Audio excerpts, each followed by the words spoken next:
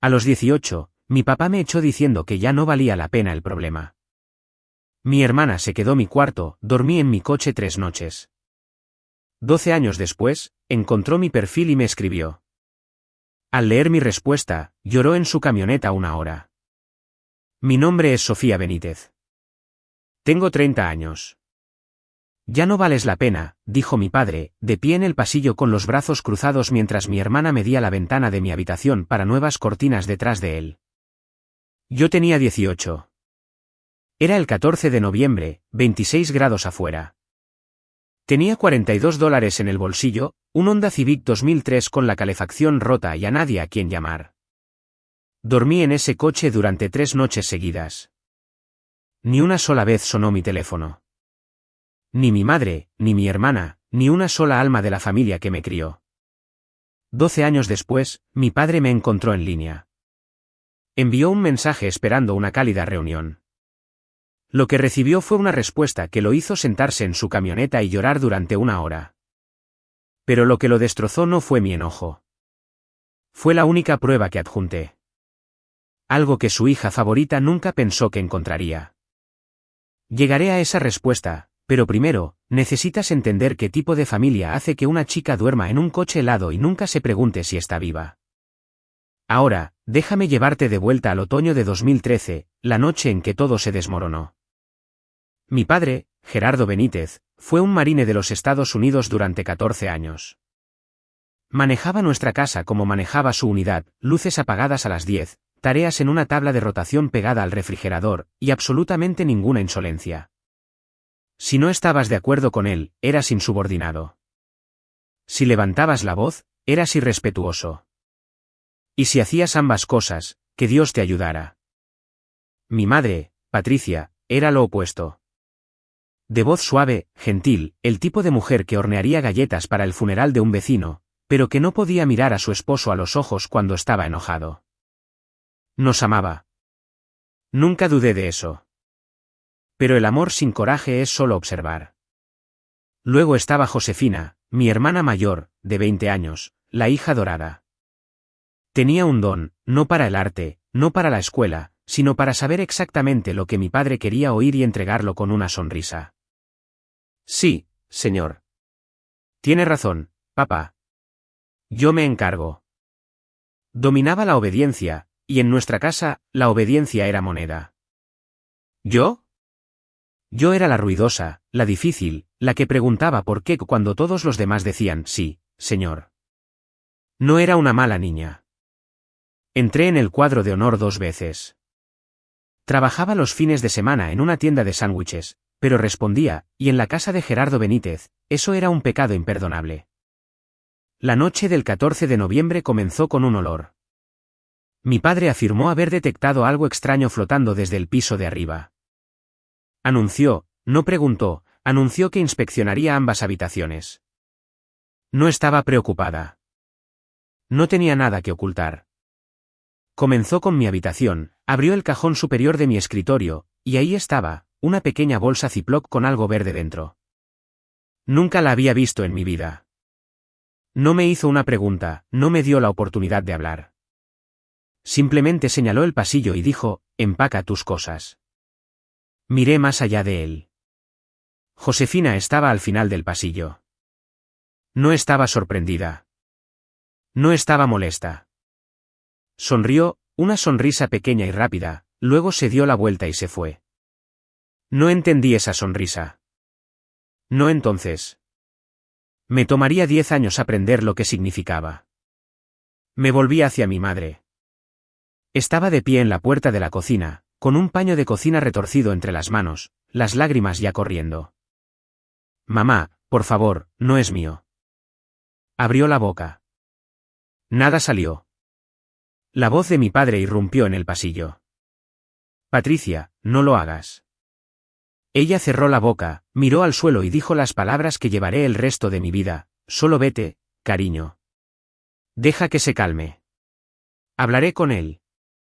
Nunca habló con él. Ni esa noche. Ni al día siguiente, ni una sola vez en 12 años. Subí las escaleras. Mis manos temblaban tanto que apenas podía doblar una camisa. Agarré lo que pude: ropa, mi cartera, mi cargador de teléfono, una chaqueta que no era lo suficientemente abrigada. No tenía maleta. Usé una bolsa de basura. Mientras metía jeans en plástico negro, Josefina apareció en la puerta. Sostenía una cinta métrica. Siento mucho que esto haya pasado, Sophie, dijo. Su voz era suave, ensayada.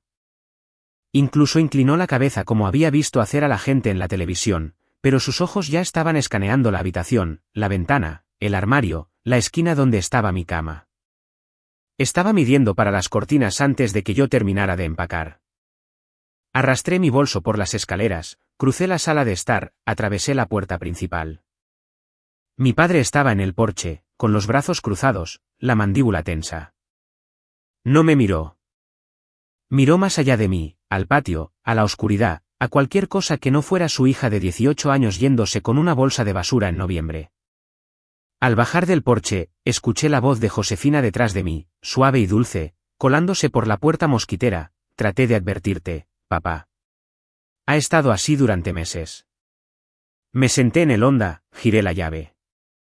El motor tosió para encenderse. La calefacción traqueteó, luego sopló aire frío. Solo aire frío, 26 grados, $42. Y eso fue todo. La primera noche, estacioné en el estacionamiento de Walmart en la ruta 35. Abracé mi chaqueta, me puse mi única sudadera extra sobre las piernas y me senté con el motor apagado porque no podía permitirme gastar gasolina en una calefacción que no funcionaba. El parabrisas se escarchó en una hora. Podía ver mi aliento.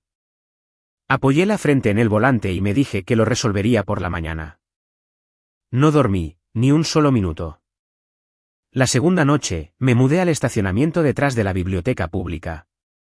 Más silencioso, más oscuro. Pensé que nadie me molestaría allí. A las 3 de la mañana, una linterna golpeó mi ventana. Un guardia de seguridad, un tipo mayor, bigote gris, uniforme marrón. Tocó suavemente. ¿Está bien, señorita? Sí, señor. Me estudió por un momento, asintió, se alejó. Ese hombre, un extraño cuyo nombre nunca aprendí, fue la primera persona en preguntarme si estaba bien en 48 horas. Ni mi padre, ni mi madre, ni mi hermana, un hombre con una linterna y una placa de $10 la hora. La tercera noche fue la peor. Mis dedos se adormecieron alrededor de las 9 y no volvieron. Intenté llamar a mi padre. El número había sido bloqueado. Llamé a mi madre. Sonó 6 veces. Nadie contestó. Llamé a Josefina. Directo al buzón de voz. Me senté allí mirando mi teléfono. 3 contactos, 3 silencios. A las 11 de la noche, llamé a mi mejor amiga, Raquel Salas. Contestó al segundo timbrazo. Sofía, ¿qué pasa? No pude pronunciar las palabras. Mi mandíbula temblaba demasiado. Quédate ahí, dijo. Mi mamá viene. 32 minutos después, los faros barrieron el estacionamiento de la biblioteca. Diana Salas salió de su minivan y abrió la puerta de mi coche. Me miró una vez. Labios morados, dedos blancos, todo mi cuerpo temblando, y su rostro cambió. Era enfermera registrada. Sabía exactamente lo que estaba viendo. Hipotermia en etapa temprana. 3 noches de ella. No dijo, ¿qué pasó? No dijo, hablemos de esto. Me envolvió en una manta, me ayudó a sentarme en el asiento del pasajero y dijo lo único que importaba: estás a salvo ahora. Eso es lo único que importa esta noche. Me desperté a la mañana siguiente en la habitación de invitados de los Salas, bajo una colcha que olía a suavizante de lavanda. Durante unos 4 segundos, no recordé. Luego me golpeó. Todo. Y miré al techo mientras mi pecho se hundía. El olor a avena me llevó escaleras abajo. Diana estaba en la estufa. Raquel estaba sentada en la mesa de la cocina, todavía en pijama, con los ojos rojos como si hubiera estado despierta toda la noche. Nadie me apresuró. Nadie hizo preguntas. Diana simplemente puso un tazón frente a mí y se sentó al otro lado de la mesa. Luego lo dijo: mereces un asiento en una mesa donde no tengas que luchar por un plato. Ese fue el momento. 11 palabras de una mujer que no me debía nada. E hicieron lo que 18 años en mi propia casa nunca pudieron. Me dijeron que tenía permitido existir sin ganármelo. Lloré mucho, de forma fea. Raquel me tomó la mano y no la soltó. Cuando pude respirar de nuevo, Diana expuso los términos. Podía quedarme sin pagar alquiler bajo 3 condiciones: terminar mi GED para la primavera, encontrar trabajo a tiempo parcial, empezar a postularme a la universidad comunitaria para el verano. Sin excepciones, sin caridad, estructura y un futuro. Acepté todo. El lunes siguiente, comencé como cajera en CVS. 4 días a la semana, por las noches estudiaba. No era glamoroso. No era inspirador. Era solo supervivencia, un día de 12 horas a la vez. 2 semanas después de irme de casa, me senté en la mesa de la cocina de Los Salas y le escribí una carta a mi padre a mano, 2 páginas. Le dije que las drogas no eran mías. Le dije que lo amaba. Le dije que solo quería volver a casa. La envié por correo un martes. Regresó 4 días después. El sobre todavía estaba sellado. Ni un solo pliegue, ni una sola huella dactilar en la solapa. Al frente, con la letra de mi padre. La reconocería en cualquier lugar. Esas letras mayúsculas nítidas de años de formularios militares. 2 palabras: devolver al remitente. No lo abrió. No quería saber lo que su hija de 18 años tenía que decir. Tomó su decisión y lo envió de vuelta como un trozo de correo basura. Guardé ese sobre en una caja de zapatos debajo de mi cama. No lo volví a mirar en mucho tiempo, pero lo guardé. 12 años lo guardé. Déjame decirte lo que realmente cuesta ser desheredada a los 18. No la parte emocional, a eso llegaré, sino la parte práctica de dólares y centavos, papeleo y plazos de la que nadie habla. Mi padre tenía la cuenta de ahorros en la que mi madre había estado depositando desde que yo tenía 12 años. Dinero de cumpleaños, salarios de trabajos de verano, los $200 que la abuela enviaba cada Navidad. No era una fortuna. Quizás $2,800, pero era mío. Nunca lo transfirió. Nunca vi un centavo. Me quitó del plan de seguro médico familiar en una semana. Me enteré cuando intenté surtir una receta para mi inhalador y el farmacéutico dijo que mi cobertura había sido terminada. Me paré en ese mostrador con mi chaleco de CVS en la tienda donde trabajaba y pagué $47 de mi bolsillo por un medicamento que solía obtener por un copago de $5. No pude solicitar ayuda financiera federal durante 3 semanas porque no tenía una dirección permanente. Para cuando la casa de Diana calificó, había perdido la fecha límite temprana para 2 programas de becas. Mientras tanto, Josefina estaba prosperando. Mi padre le pagaba la matrícula en una universidad de arte privada, el monto total cada semestre. Convirtió mi habitación en un estudio. Cortinas nuevas, estanterías nuevas, una mesa de dibujo donde solía estar mi cama.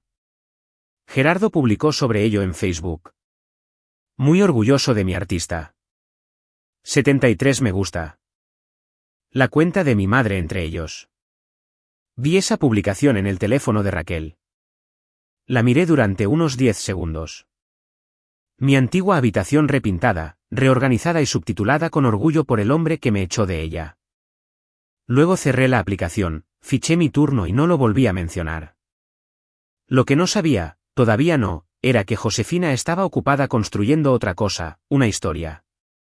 Les dijo a tías, tíos, primos y amigos de la familia que me había fugado con un novio, que había elegido las calles. Una versión tan limpia y simple que nadie tenía que sentirse culpable, nadie tenía que hacer preguntas, y nadie las hizo. Mi padre fue minucioso. Se lo daré. Durante el primer año, le contó a cada miembro de nuestra familia extendida una versión de la historia que lo convertía en el patriarca sufrido, y a mí, en la advertencia. Según Gerardo Benítez, yo tenía un problema de drogas. Lo intentaron todo. Disciplina, consejería, amor. Nada funcionó. Elegí irme. Fin de la historia. Mi tía Gladys, la hermana menor de mi padre, la que solía darme postre extra en las barbacoas familiares, me llamó una vez unos 3 meses después de que me echaran. Me preguntó si estaba bien, y empecé a explicar, y ella dijo, cariño, tu papá nos dijo que no tienes que fingir. No estaba fingiendo, pero ella ya había decidido que era verdad. Mi madre no corrigió nada. No pudo. Gerardo había trazado la línea. No lavamos nuestra ropa sucia. Está resuelto. Y Patricia Benítez nunca cruzó las líneas de Gerardo Benítez. Josefina, sin embargo, Josefina era una artista. No con pintura, con narrativa. Publicó una foto esa Navidad. Los 3 con suéteres rojos a juego de pie frente al árbol, el brazo de Gerardo alrededor de sus hombros. El pie de foto decía, agradecida por mi pequeña familia. 3 personas, una foto familiar con un hueco, y ella enmarcó el hueco como una característica. Andrea Torres, una amiga mutua de la secundaria que se había mantenido en contacto con ambas, me contó algo que Josefina dijo en una fiesta ese invierno. Casual, casi alegre, como si estuviera comentando sobre el clima, honestamente, es mejor sin ella. La casa está tan tranquila ahora. Cuando Andrea me dijo eso, yo estaba sentada en el suelo de mi habitación en casa de los Salas, estudiando para mi GED. Dejé el teléfono, miré la pared, y luego abrí mi libro de texto y seguí adelante. No había nada más que hacer. 6 meses después de ser expulsada, casi me rindo. Era un miércoles. Acababa de terminar un turno doble, 8 horas en CVS, luego 4 horas recogiendo mesas en un restaurante de la Quinta Calle. Me dolía la espalda, mis pies estaban hinchados. Me senté en el Honda en la entrada de los Salas porque no tenía energía para entrar. Y un pensamiento se deslizó por mi cabeza tan silenciosamente que casi se sintió como mi propia voz. Quizás él tenía razón. Quizás yo soy el problema. No sé cuánto tiempo estuve sentada allí, lo suficiente para que el parabrisas se empañara. Diana me encontró a las 2 de la mañana. No en el coche. Finalmente me había arrastrado adentro, pero en la cocina, sentada en el suelo con la espalda contra el gabinete, llorando en un paño de cocina. No me abrazó. No me dijo que todo estaría bien. Sacó una silla, se sentó frente a mí y esperó hasta que pude mirarla. Luego dijo, si crees lo que él dijo de ti, él gana, y no merece ganar. No levantó la voz. Lo dijo como decía todo, como un hecho, como un diagnóstico. Y algo dentro de mí cambió. No de repente, no dramáticamente, solo un giro pequeño y difícil, como una llave encontrando su ranura. La semana siguiente, presenté mi solicitud al programa de enfermería de Columbus State Community College. Escribí el ensayo personal de una sola vez. No mencioné a mi familia. Escribí una frase que me llevó a través de los siguientes 4 años, quiero cuidar a personas que no tienen a nadie. Recibí la carta de aceptación un viernes. Diana la pegó en su refrigerador con un imán en forma de girasol. Raquel tomó una foto. Nadie de la familia Benítez llamó ese año. Ni el siguiente, ni el siguiente, ni el siguiente. En 4 años, ni una sola palabra de nadie que compartiera mi apellido. Y yo seguí adelante. La escuela de enfermería fueron 4 años de no dormir lo suficiente y demasiado café. Trabajé 2 trabajos todo el tiempo, CVS y el restaurante. Y estudié en todas partes, paradas de autobús, salas de descanso, la lavandería en Parsons Avenue mientras mis uniformes se secaban. Mi promedio fue de 3.8. Estuve en la lista del decano 5 semestres seguidos. No porque fuera más inteligente que los demás, sino porque tenía algo que la mayoría de los estudiantes no tenían. El terror específico y profundo de convertirme en la persona que mi padre dijo que era. Día de graduación, mayo de 2017. 4 personas estaban en la audiencia. Diana, Raquel, 2 compañeros de trabajo del restaurante que habían cubierto mi turno para que pudiera estudiar para los exámenes finales. Eso fue todo.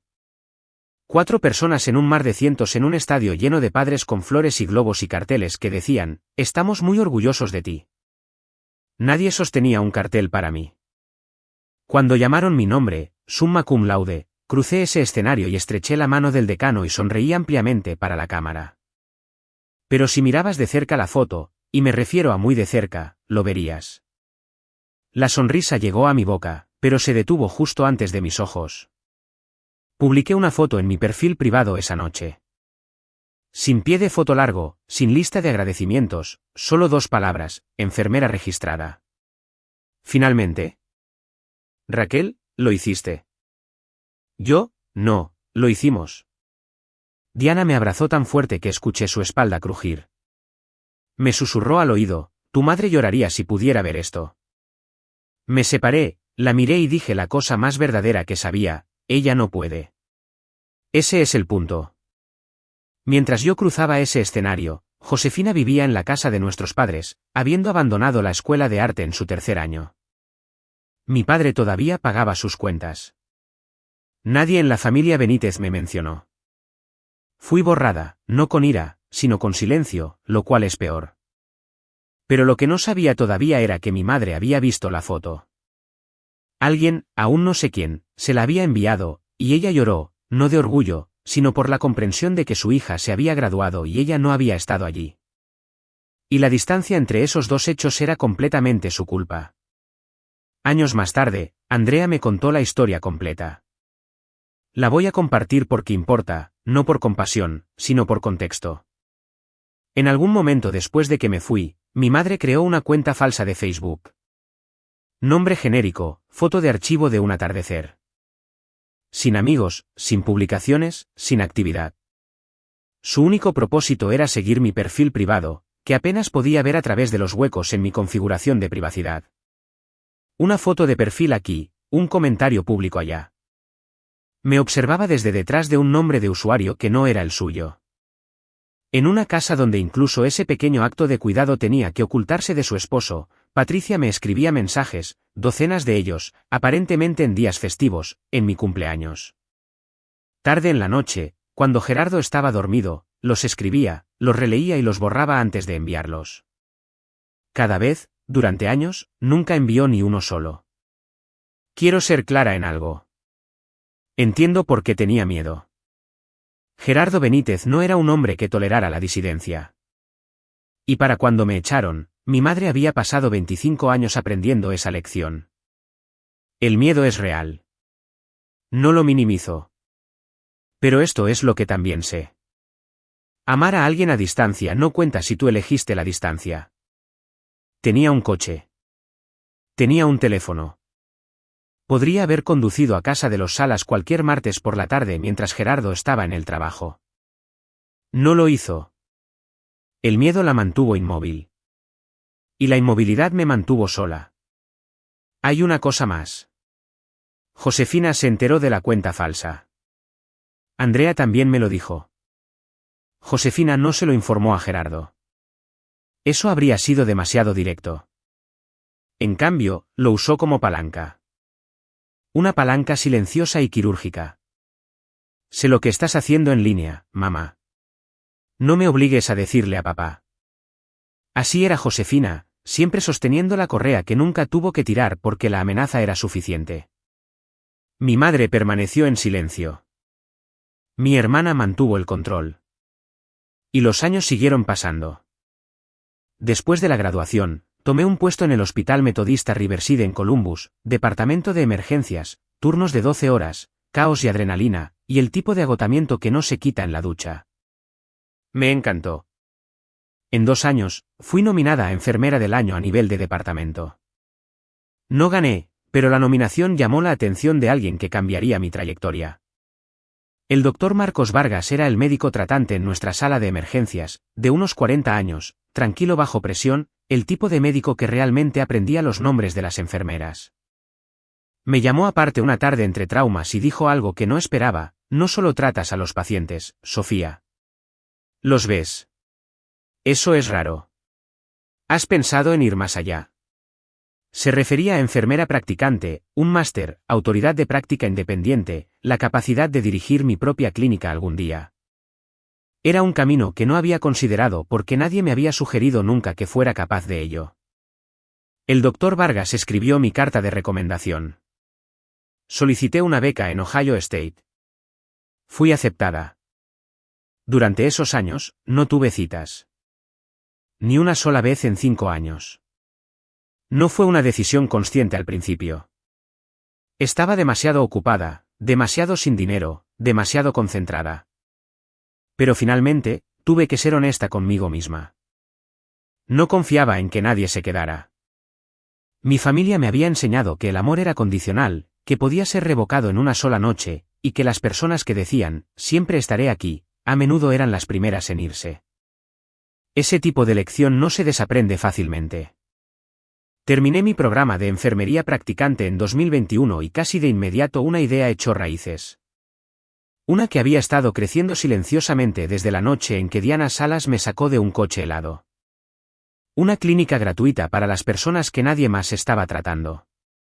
Específicamente, veteranos sin hogar, hombres y mujeres que sirvieron a este país y regresaron a casa sin nada. Hombres como mi padre si hubiera tenido menos suerte. Elegí a esa población por una razón muy específica. Sabía lo que se sentía ser abandonado por las personas que se suponía que te protegían. Y nunca quise que nadie se sintiera solo con ese sentimiento como yo lo hice. Quiero hacer una pausa aquí un segundo. Si estás viendo esto y alguna vez has sido el miembro de la familia en quien nadie creyó, te veo. No estás loco. No eres demasiado. Solo eres honesto en una habitación llena de gente que no lo es. Ahora, ¿crees que mi padre alguna vez se preguntó si tomó la decisión equivocada esa noche? Deja tu respuesta en los comentarios. Y si aún no lo has hecho, ese botón de suscripción realmente ayuda. Ahora, volvamos a donde estábamos. Era el año 8. Estaba inmersa en mi programa de enfermería practicante, haciendo rotaciones clínicas en una consulta familiar en el lado este de Columbus. Mi vida se había asentado en un ritmo, exigente, agotador, pero mío. Tenía un apartamento que pagaba, una carrera que estaba construyendo, un círculo de personas que aparecían sin condiciones. Había dejado de pensar en los Benítez todos los días. Ocurrió menos ahora. Un destello en el cumpleaños de mi madre, un dolor sordo alrededor del Día de Acción de Gracias, luego nada de nuevo durante semanas. Luego Andrea llamó. Su voz estaba extraña. No en pánico, cuidadosa, como si estuviera eligiendo cada palabra antes de decirla. Sophie, encontré algo. No sé si debería mostrártelo. Había estado transfiriendo datos de un teléfono viejo, su iPhone 5, el que había usado en la secundaria, a un nuevo dispositivo. La migración había revelado años de mensajes de texto que había olvidado que existían. Y enterrado en un hilo con Josefina, fechado en noviembre de 2013, había un mensaje al que nunca le había prestado atención. ¿Me lo leyó? Jajaja. Moví mis cosas al escritorio de Sophie justo a tiempo. Papá está a punto de perder la cabeza. Seguido de un emoji de risa. La voz de Andrea se quebró. Lo siento mucho, Sophie. Ni siquiera lo registré en ese entonces. Tenía 19 años y era estúpida y simplemente no lo relacioné. Debería haberlo hecho. No respondí de inmediato. La habitación estaba muy tranquila. Podía oír el tic-tac del reloj en la pared de mi cocina. Envíamelo, dije. Ella lo hizo. Una captura de pantalla con marca de tiempo. El nombre de Josefina en la parte superior. El texto en una burbuja gris, casual y sonriente como si estuviera contando un chiste. Jaja. Moví mis cosas al escritorio de Sophie justo a tiempo. Mis cosas. Sus cosas. Sus drogas en mi escritorio a propósito. 12 años. Andrea, yo tenía 18 años y me congelaba en un estacionamiento por un mensaje de texto con un emoji de risa. Guardé la captura de pantalla. No se la mostré a nadie. No sabía qué haría con ella o si alguna vez haría algo. Simplemente la guardé en una carpeta de mi teléfono y cerré la pantalla. Algunas verdades llegan demasiado tarde para arreglar algo, pero aún así llegan. Construir una clínica de la nada toma exactamente tanto tiempo como crees, más 2 años. Pasé 24 meses escribiendo propuestas de subvenciones, asistiendo a reuniones con juntas directivas de organizaciones sin fines de lucro, visitando locales comerciales vacíos con techos con goteras y aprendiendo un vocabulario que nunca esperé. Variaciones de zonificación, cumplimiento 501C3, estructuras de reembolso de Medicaid. El Dr. Vargas sirvió como asesor médico. Diana me conectó con una red de defensa de veteranos con la que había trabajado a través del hospital. Una fundación regional que apoya los servicios de salud para veteranos nos otorgó nuestra subvención inicial. Abrimos en un local convertido en Livingston Avenue. La llamé Clínica Comunitaria Segunda Oportunidad. Atención gratuita o con escala móvil para veteranos sin hogar y sin seguro, atención primaria, referencias de salud mental, asistencia con recetas, lo básico que no debería ser un lujo, pero lo es. Un reportero del Columbus Dispatch escribió un reportaje. Luego NBC4 hizo un segmento de 3 minutos para las noticias de la noche. Me filmaron tomando la presión arterial a un paciente, lo cual se sintió extraño. Lo había hecho 10.000 veces, y de repente había una cámara. El titular del Dispatch decía, enfermera practicante local abre clínica gratuita para veteranos sin hogar en Franklin. No construí la clínica para demostrar que nadie estaba equivocado. No la construí para un titular. La construí porque alguien debería haber estado allí para mí el 14 de noviembre de 2013. Y nadie lo estuvo. Y nunca quise que otra persona se sentara en el frío preguntándose si alguien vendría. La llamé segunda oportunidad, no porque crea en las segundas oportunidades. La llamé porque sé lo que se siente cuando nadie te da ninguna. El artículo se publicó un domingo. Circuló localmente, obtuvo algunas acciones en línea y se desvaneció en el ciclo de noticias en una semana. Pero no se desvaneció para todos. En algún lugar de Dayton, Ohio, 1 hora al oeste de Columbus, ese artículo aterrizó en una pantalla. Nunca se supuso que llegaría. Todavía no lo sabía. Hay una mesita de noche en mi apartamento. Roble liso, de segunda mano, un cajón. Dentro de ese cajón, guardo 3 cosas. No recuerdos, no objetos de valor. ¿Evidencia? Evidencia de una vida que sucedió antes de esta. La primera es una fotografía. Mi familia en el parque de atracciones Cedar Point el verano que tenía 12 años. Los 4. El brazo de mi madre alrededor de mis hombros. Josefina haciendo un signo de la paz. Mi padre entrecerrando los ojos al sol con algo que podría haber sido una sonrisa. Es la última foto donde todos están presentes y nadie finge. El segundo es una pulsera, una fina cadena de plata con un pequeño dije de estrella. Mi madre me la dio en mi cumpleaños número 16. La abrochó alrededor de mi muñeca y dijo, para mi pequeña estrella. Dejé de usarla la noche que me fui, pero no la tiré. El tercero es el sobre, amarillento ahora. 12 años de estar en la oscuridad hacen eso. El sello todavía está intacto, todavía cerrado, todavía sin tocar. Y al frente, con tinta negra nítida, con una letra que conozco tan bien como la mía. Devolver al remitente. No releo la carta. No necesito hacerlo. Recuerdo cada palabra, papá, no lo hice. Por favor, créeme. Te amo. Solo quiero volver a casa.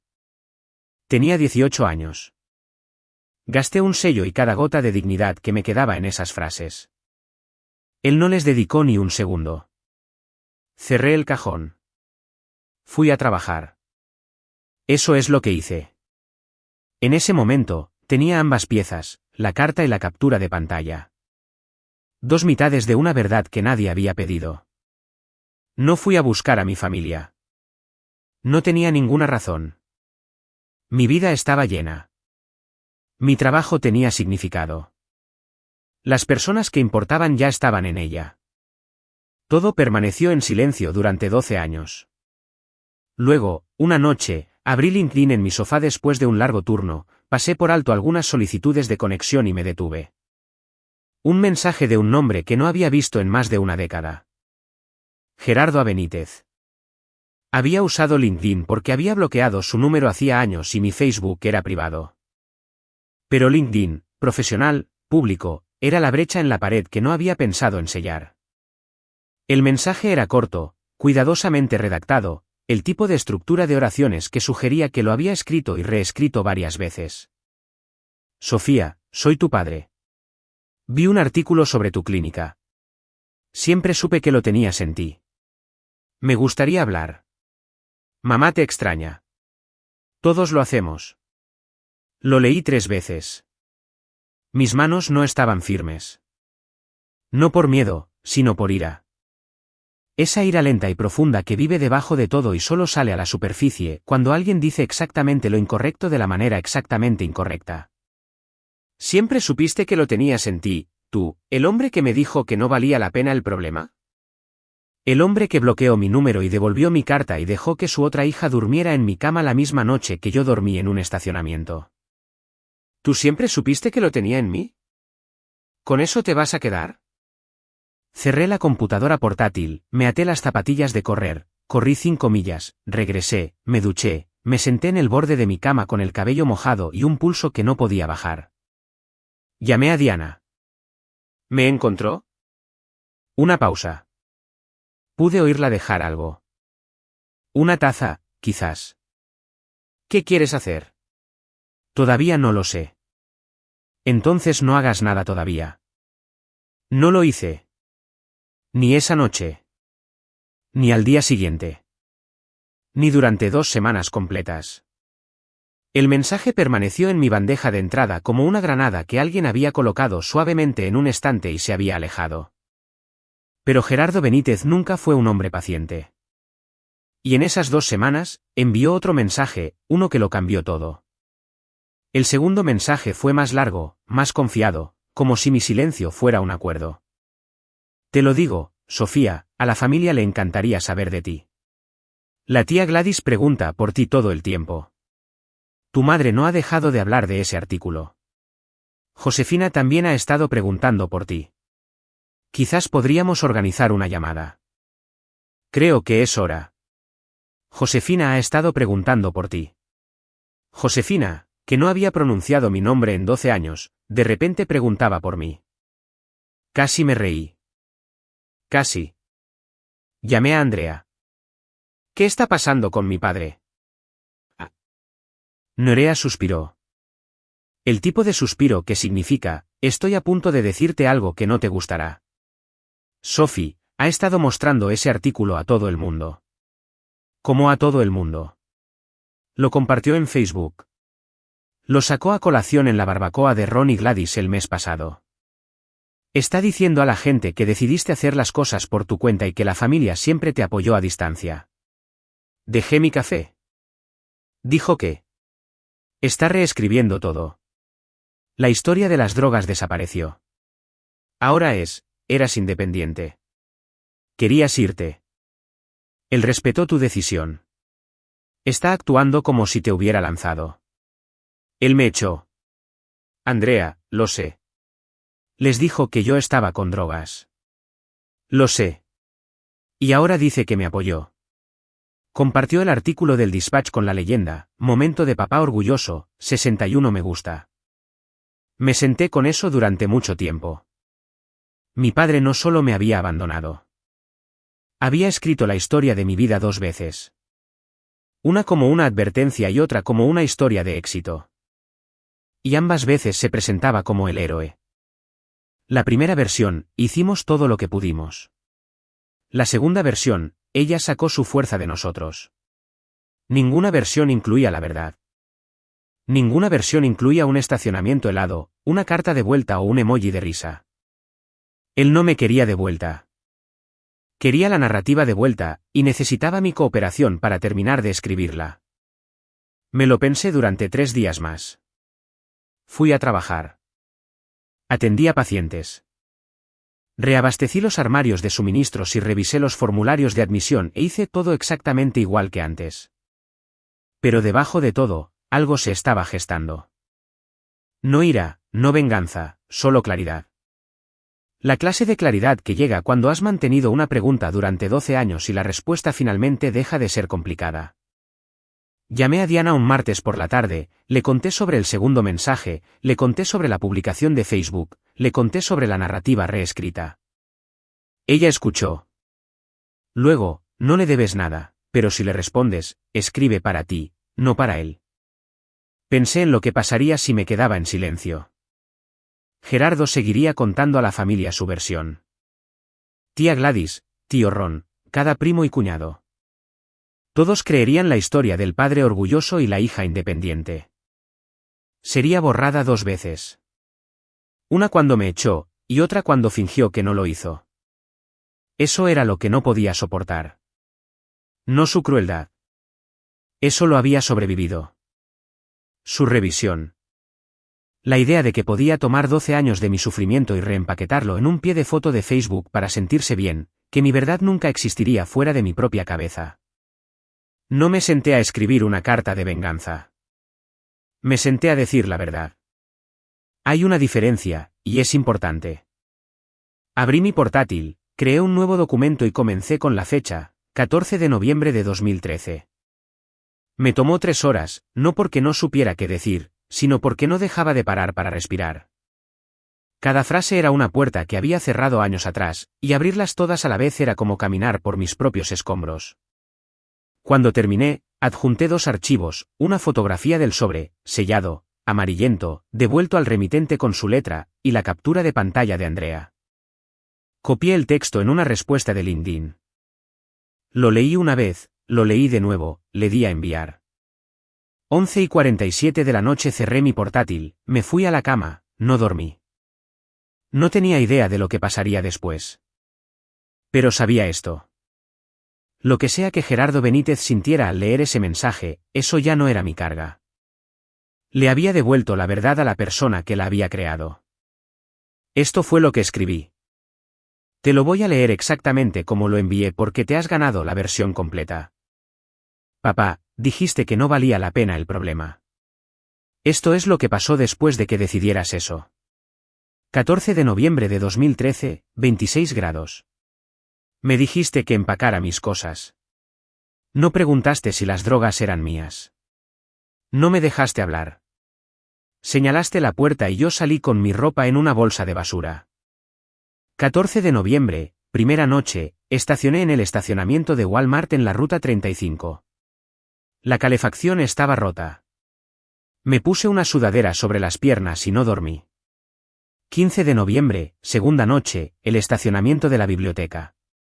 Un guardia de seguridad llamó a mi ventana a las 3 de la madrugada. Me preguntó si estaba bien. Ese hombre, un completo extraño, fue la primera persona en preocuparse por mí en 48 horas. Ni tú, ni mamá, ni Josefina. 16 de noviembre, tercera noche. Te llamé. Bloqueado. Llamé a mamá. Sin respuesta. Llamé a Josefina. Buzón de voz. 3 contactos. 3 silencios. A las 11 de la noche, llamé a mi amiga Raquel. Su madre, Diana Salas, condujo 32 minutos por la ciudad hasta el estacionamiento de una biblioteca para recoger a tu hija. Me encontró temblando con los labios morados y las puntas de los dedos blancas. Es enfermera. Reconoció la hipotermia en etapa temprana cuando la vio. La madre de un extraño me salvó la vida. La mía no contestó el teléfono. Diciembre de 2013, 2 semanas después de que me echaras, te escribí una carta a mano. Te dije que las drogas no eran mías. Te dije que te amaba. Te dije que solo quería volver a casa. La enviaste de vuelta sin abrir. Tu letra. Devolver al remitente. No le dedicaste ni un segundo. Le dijiste a la familia que yo tenía un problema de drogas. Les dijiste que elegí las calles. Reescribiste mi vida para poder dormir por la noche. Esa fue la primera parte. Pero no fue la parte que lo destrozó. El mensaje continuó. Hice una pausa, respiré, luego escribí la última sección, la de los archivos adjuntos. Una cosa más, papá. Me echaste porque encontraste drogas en mi escritorio. Te dije que no eran mías. No me creíste. Ni siquiera preguntaste. Nunca fueron mías. He adjuntado una captura de pantalla. Es un mensaje de texto de Josefina a una amiga mutua fechado en noviembre de 2013, el mismo mes en que me echaste. Dice, jajaja, moví mis cosas al escritorio de Sophie justo a tiempo. Papá está a punto de perder la cabeza. Seguido de un emoji de risa. Tu hija dorada puso sus drogas en el cajón de mi escritorio y se quedó en el pasillo viéndote echarme. Midió la ventana de mi habitación para nuevas cortinas antes de que terminara de empacar una bolsa de basura. Y luego pasó 12 años interpretando a la hija leal mientras yo dormía en un coche. También he adjuntado una foto de la carta, la que te envié 2 semanas después, sellada, sin abrir, tu letra al frente. Devolver al remitente. Tu hija de 18 años escribió, te amo. Solo quiero volver a casa. Y tú la enviaste de vuelta como correo basura. Guardé ambas, no como armas, sino como prueba. Prueba de que lo intenté y tú no. No escribo esto para lastimarte. Lo escribo porque pediste volver a conectar. Y creo que deberías saber a qué te estás reconectando. No a la versión que le contaste a la familia. No al momento de papá orgulloso que publicaste en Facebook. La versión real. No te odio, papá. Pero no puedo darte la reunión que buscas. No me contactas porque me extrañas. Me contactas porque mi nombre apareció en el periódico y necesitas una nueva historia que contar. No seré tu historia. Soy mi propia historia. ¿Sofía? Esa fue la respuesta. Cada palabra. La envié a las 11:47 un martes por la noche y cerré mi portátil. No sabía cuándo la leería. No sabía cómo reaccionaría. Solo me enteré más tarde a través de Andrea, a través de Gladys, a través de la lenta y accidentada cadena de personas que presenciaron lo que vino después.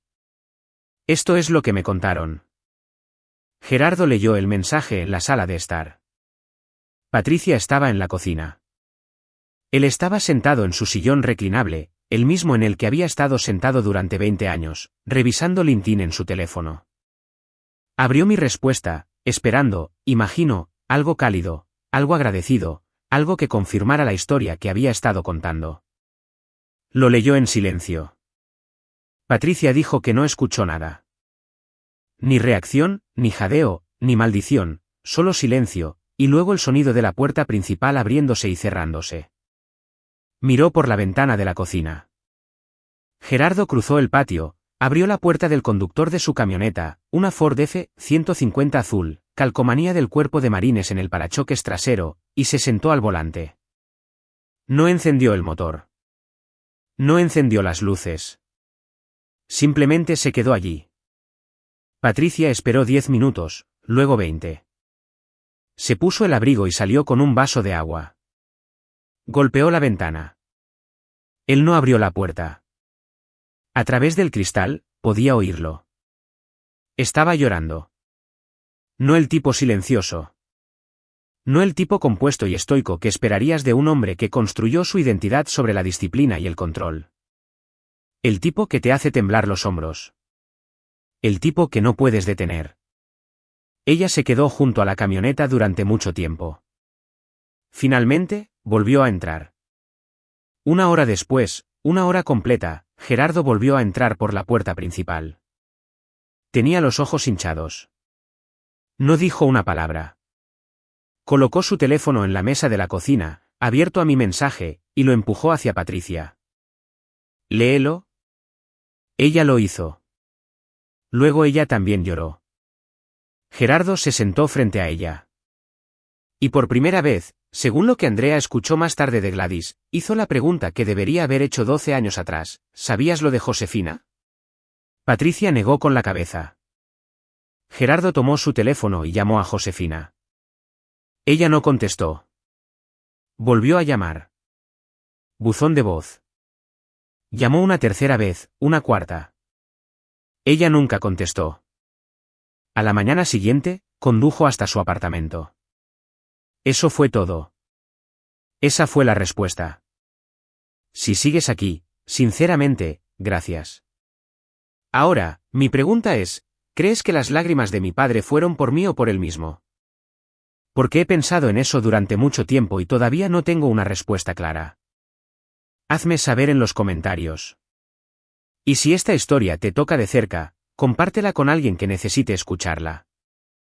Esto es lo que pasó después. No estuve allí para lo que sucedió en el apartamento de Josefina. Todo lo que se vino a través de Andrea, quien lo escuchó de Patricia, quien lo escuchó de Gerardo. Una cadena de voces que relataban el momento en que una familia se resquebrajó a lo largo de una falla que había estado allí durante 12 años. Gerardo condujo hasta el lugar de Josefina a la mañana siguiente, temprano, antes de las 8. Golpeó la puerta con la suficiente fuerza como para que su vecino abriera la suya primero. Josefina abrió en bata. «Papá, ¿qué pasa?» Él levantó su teléfono, la captura de pantalla en la pantalla. «¿Esto es real?» Ella lo miró. Su expresión hizo algo complicado. Un destello de reconocimiento, luego la máscara se deslizó. «Eso está fuera de contexto. Tu hermana durmió en un coche durante 3 noches en noviembre por tu culpa. Tú fuiste quien la echó, no yo. Tienes razón. Lo hice porque te creí». Eso caló hondo. Se notaba, dijo Patricia, porque Josefina no tuvo un seguimiento. Por primera vez en su vida, el guión se acabó. Gerardo no gritó. No golpeó nada. Su voz, dijo Patricia, era la más tranquila que jamás había escuchado. Y eso era de alguna manera peor. No llames a casa por un tiempo. Se dio la vuelta y volvió a su camioneta. No miró hacia atrás. Josefina se quedó en la puerta. Me dijeron que llamó a Patricia en la hora siguiente, sollozando. No pidiendo disculpas, no explicando, sino actuando. Papá me está atacando por Sofía. Esto es tan injusto. No puedo creer que todos estén de su lado. Mi madre, la mujer que había pasado 25 años eligiendo el silencio, dijo algo que nunca antes había dicho. No, él está sufriendo por lo que hiciste. Y yo también. Y luego colgó. Andrea me dijo que a Patricia le temblaban las manos cuando dejó el teléfono, pero lo dejó y no lo volvió a coger. La verdad se movió por la familia como siempre lo hace la verdad cuando se ha retrasado. Rápida, desordenada y sin el permiso de nadie. Gerardo llamó a Gladys esa misma semana, a su hermana menor, la que me había llamado una vez hacía años y había creído su palabra por encima de la mía. Le contó todo, la captura de pantalla, la carta, el estacionamiento, la hipotermia. Gladys guardó silencio durante mucho tiempo. Luego, ¿dejaste a esa niña dormir en un coche, Gerardo? Era una niña. Lo sé. Y me dijiste que estaba con drogas. Lo sé. Gladys colgó y me llamó. Casi no contestó. Su número había estado ausente de mi teléfono durante más de una década, y verlo se sintió como una alucinación. Pero contesté. Cariño, su voz era ronca. Lo siento. Debí haber revisado. Debí haberte preguntado directamente. Creí su palabra y no debí haberlo hecho. Me senté en mi sofá y miré la pared al otro lado de la habitación. Una pequeña grieta recorría el zócalo que había estado queriendo arreglar durante meses. Creíste lo que era más fácil de creer, tía Gladys. Sí, y me avergüenzo de ello. No le dije que estaba bien porque no lo estaba, pero tampoco colgué. El tío Ron cortó completamente con Josefina. Sin anuncio, sin drama. Simplemente dejó de responder a sus mensajes. Uno de mis primos más jóvenes publicó algo vago en las redes sociales, la sangre no significa lealtad, y supe que la onda había llegado a los límites. Josefina publicó su propia respuesta en Instagram 3 días después, a veces la familia es lo más tóxico de tu vida. Sin contexto, sin nombres, solo el tipo de frase que suena profunda hasta que te das cuenta de que fue escrita por la persona que causó la toxicidad. Nadie reaccionó, ni un solo me gusta, ni un solo comentario. Y sé que esto puede sonar satisfactorio. La villana recibiendo su merecido, pero quiero ser honesta, no se sintió triunfante. Se sintió pesado. Ver a una familia desmoronarse en cámara lenta no es una victoria. Es solo lo que sucede cuando la verdad aparece 12 años tarde y no queda un lugar limpio donde ponerla. Una semana después del enfrentamiento con Josefina, mi padre me envió un correo electrónico. Esta vez no a través de LinkedIn, sino a través de la dirección de contacto público de mi clínica, la que aparece en nuestro sitio web para consultas de citas y alcance comunitario. Lo encontró como lo haría cualquiera. Lo escribió en el campo de consultas generales como un extraño. Sofía, leí tu mensaje 7 veces.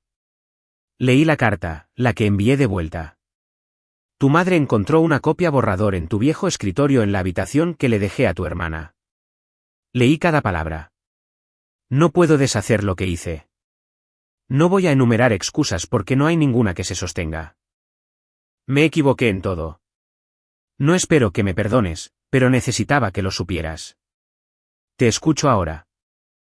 Lo leí en la mesa de mi cocina después de un turno de 10 horas con un plato de sopa sobrante enfriándose frente a mí. No respondí esa noche ni la siguiente. Me tomó 4 días, no porque no supiera qué decir, sino porque quería decirlo bien, sin crueldad, sin actuación, sin ninguna puerta abierta más de lo que podía manejar. Gracias por escucharme. Eso es más de lo que obtuve hace 12 años. No voy a fingir que esto está bien. No lo está. No te odio, pero no puedo confiar en ti. Todavía no. Quizás nunca.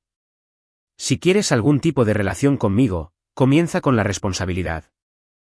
No un correo electrónico, no una disculpa, años de ello. Y comienza con Josefina admitiendo lo que me hizo directamente. Hasta entonces, necesito espacio. Por favor, respeta eso. 2 semanas de silencio, luego 3 palabras, entiendo.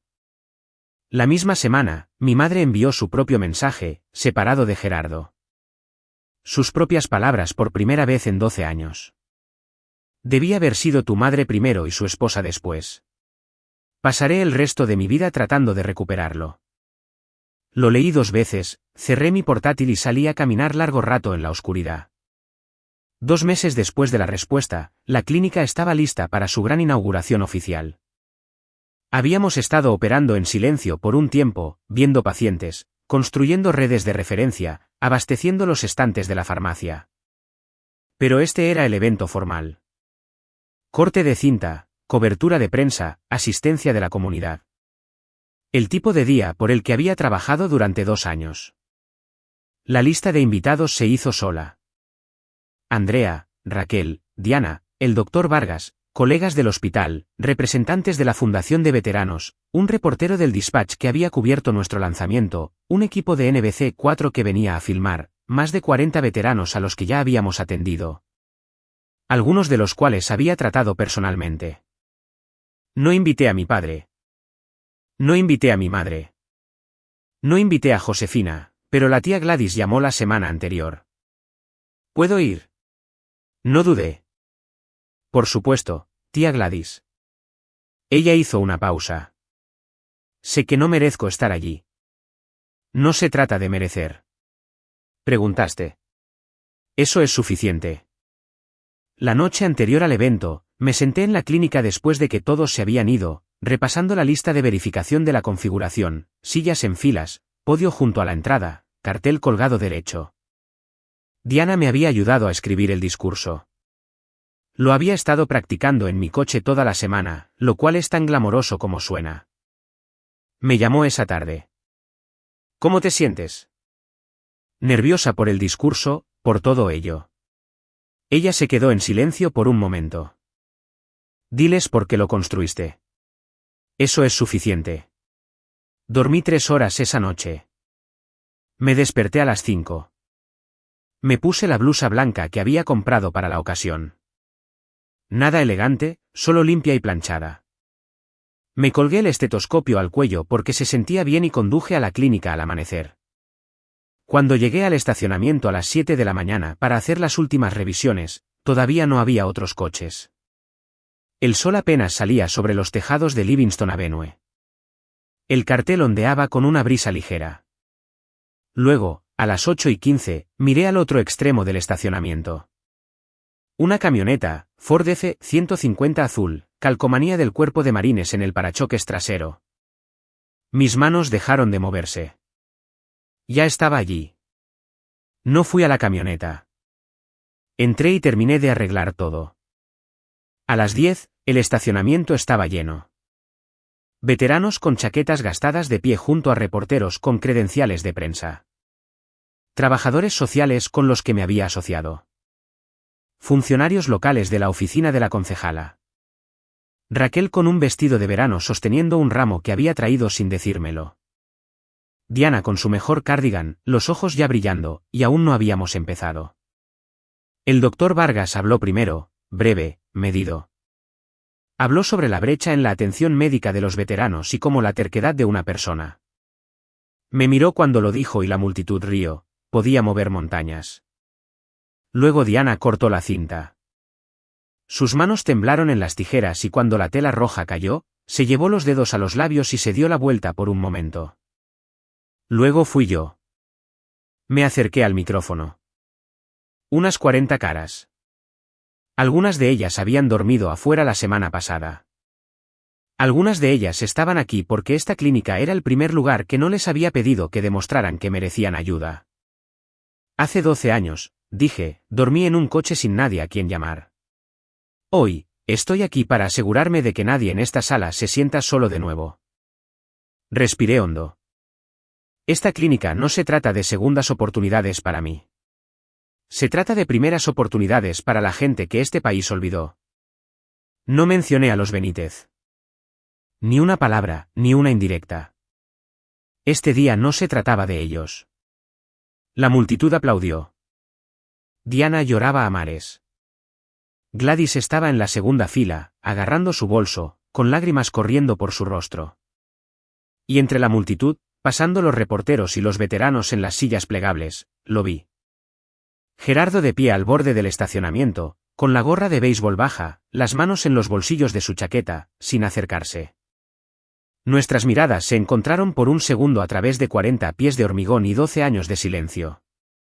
No caminé hacia él. No saludé. No desvié la mirada. Asentí una vez, un pequeño movimiento. Él asintió de vuelta. Luego se quedó allí otros pocos minutos mientras la multitud entraba para la visita.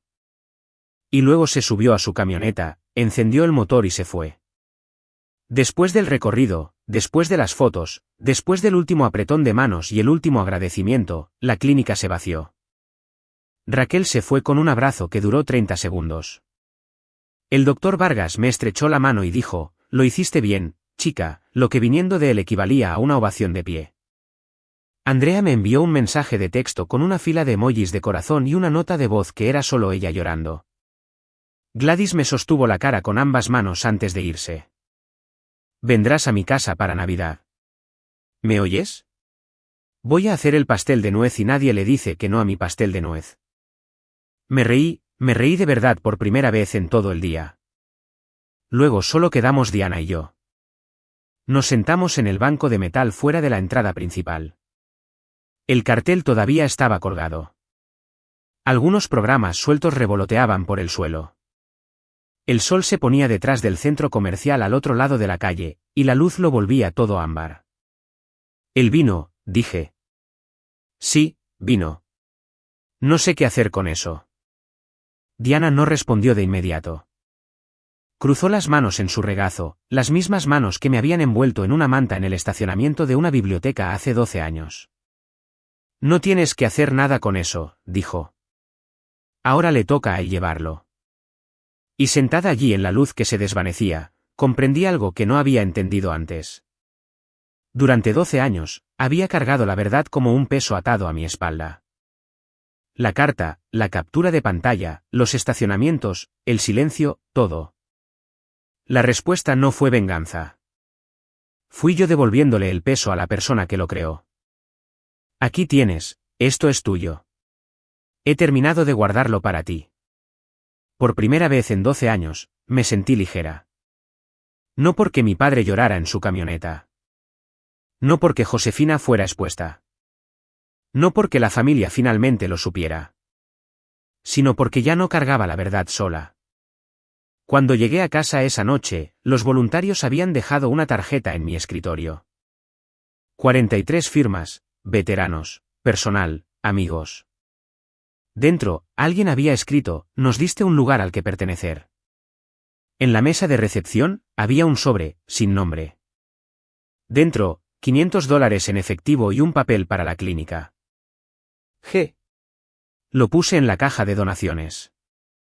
Sin excepciones, sin trato especial, solo otra contribución a un lugar que existía porque alguien una vez decidió que una chica en un estacionamiento no valía la pena el problema. No voy a pararme aquí y decirte qué aprender de mi historia. No creo que sea mi lugar darte una lección, pero puedo decirte lo que aprendí de vivirla. No cuento esta historia para que odies a mi padre. Gerardo Benítez era un hombre impulsado por el miedo. Perdió a un hermano de armas por adicción después de la Guerra del Golfo, vio a un hombre en quien confiaba destruirse, una dosis a la vez. Ese miedo se le metió dentro y nunca se fue. Cuando olió algo en la casa y encontró una bolsa en el escritorio de su hija, todas las alarmas de su cuerpo se dispararon a la vez. No estaba pensando. Estaba reaccionando a un fantasma de hace 30 años. Se equivocó. Se equivocó catastróficamente, imperdonablemente. Pero entiendo la maquinaria que lo hizo equivocarse, y eso me importa. Tampoco cuento esta historia para que sientas lástima por mí. Tengo una carrera, una clínica, una vida de la que estoy orgullosa. La construí con mis propias manos sobre una base establecida por personas que me eligieron cuando mi propia familia no lo hizo. Eso no es una tragedia. Eso es resiliencia. Lo que quiero que te lleves, si acaso, es esto. Tienes derecho a establecer un límite sin escribir una justificación de 5 páginas para ello. Tienes derecho a decir esto no está bien, incluso cuando todos a tu alrededor han acordado fingir que sí lo está. Y tienes derecho a rechazar una reunión diseñada para beneficiar a las personas que te hirieron, no a la persona que fue herida. El perdón es una puerta. Yo decido cuándo y si la abro. Y nadie, por mucho que llore, por muchos correos electrónicos que envíe, tiene derecho a derribarla. Eso no es amargura. Eso es simplemente saber dónde termino. Ha pasado poco más de un año desde que envié esa respuesta. La clínica está funcionando bien. Atendemos a más de 200 veteranos al mes ahora. Hemos añadido un terapeuta a tiempo parcial y un navegador de beneficios que ayuda a los hombres a presentar sus reclamos de VA. El último trimestre, obtuvimos una subvención para extender nuestras horas los sábados. No es un trabajo glamoroso. La mayoría de los días son controles de presión arterial y resurtidos de medicamentos y largas conversaciones con personas que solo necesitan que alguien se siente con ellos durante 10 minutos. Pero es lo más importante que he hecho. Estoy saliendo con alguien. Se llama Gabriel. Es bombero. Nos conocimos en una feria de salud comunitaria. Él estaba en el puesto de seguridad contra incendios al lado de la mesa de nuestra clínica. Y discutimos sobre si los maniquíes de RCP dan miedo. Es amable y constante y no intenta arreglarme. Cuando le conté toda esta historia, no dijo, deberías perdonarlos. Dijo, ¿qué necesitas? Y yo lo supe. Mi padre envía correos electrónicos una vez al mes, mensajes cortos, nunca presiona. A veces es una pregunta sobre la clínica. A veces es solo pensando en ti. Respondo a la mitad de ellos. No nos hemos visto desde la gran inauguración. Nuestra relación, si se puede llamar así, es como dos extraños tratando de recordar un idioma que solían compartir. Incómoda, cuidadosa, incierta. Mi madre y yo nos vemos cada 2 meses, siempre en una cafetería, nunca en la casa de los Benítez. Ella empezó a ir a terapia, por primera vez a los 62 años. Hablamos de cosas pequeñas. Todavía no estamos listas para las grandes. Josefina no se ha disculpado, no se ha comunicado, no ha reconocido nada. No lo espero. Algunas personas nunca llegan a la verdad, por muy claramente que se la expongas. Diana sigue siendo mi familia. Siempre lo será. Odia la frase segunda madre. Y cada vez que la uso, dice, no soy tu segunda nada. Solo soy alguien que contestó el teléfono. Pero sonríe cuando lo dice. Y yo también. Una cosa más. Hace unos meses, descubrí que mi madre, usando su antigua cuenta falsa de Facebook, la que Josefina usaba para controlarla, había presentado una nominación anónima para el premio de enfermera del año de Ohio. Había escrito una carta sobre mi trabajo, mi clínica, mis pacientes. La presentó bajo un nombre que no reconocí. No gané. Pero leí el formulario de nominación después de que un colega me lo reenviara, y reconocí su voz en cada frase. Tentativa, cuidadosa, llena de amor. Todavía no sabía cómo entregarlo en persona. Lo está intentando de la única manera que sabe.